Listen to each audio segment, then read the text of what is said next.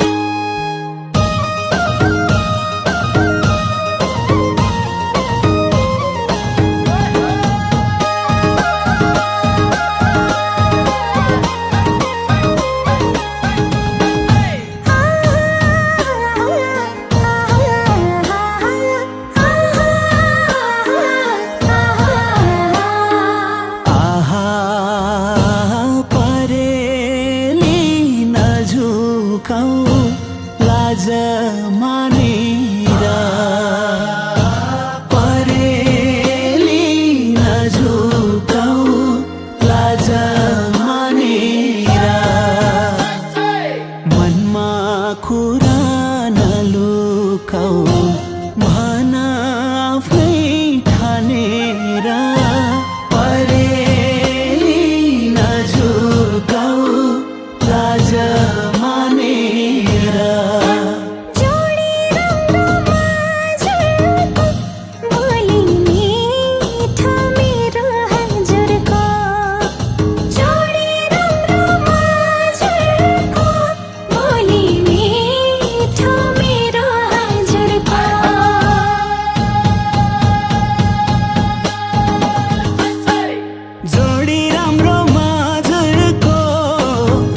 राम्रो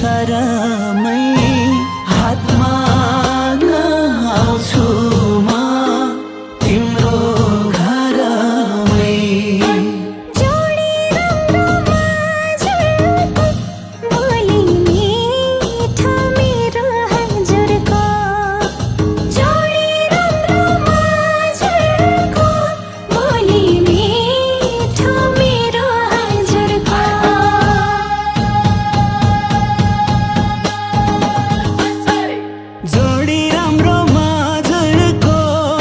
रूपै राम्रो रानी हजुरको जोडी राम्रो हजुरको रूपै राम्रो रानी हजुरको रूपै राम्रो रानी हजुरको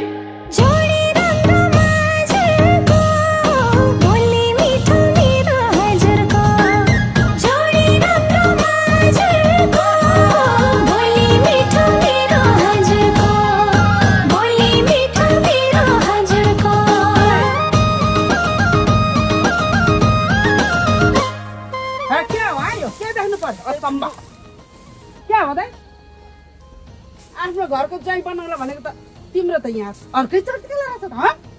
मेरो छोरीले बच्चा भनेको त बच्चाको त यस्तो चर्तिका अर्को भने मुन्ट्यो कहाँ हिँड्नुभएको आमा कहाँ आउनु भएको तेरो कौडा हेर्न आएको तेरो कौडा यही हो हँ मैले हजुरलाई भने नि त हजुरलाई थाहा छ त मैले उसलाई मन पराउँछु भनेर उसको भाइको हो नि त उसको गर्लफ्रेन्ड को भेटेछस् सुहाउँदो भेटेछस् आफू ताक्छ मुडो बन्चरो ताक्छ गुडो त खुसी छ छैन तिमी पनि यतै खुसी ल ठिकै छ खुसी छ भने मैले भन्नु केही छैन तिमीहरूको खुसीमा मेरो नि खुसी तर त चाहिँ कसरी घरमा आउँछस् तेरो बाउले तँलाई के गर्छ ल म चाहिँ हिँडेँ जे गर तिमीहरूको खुसी गर आहा परेली नझुकाऊ लाज मानेर परेली नझुकाऊ लाज मानेर मनमा कुरा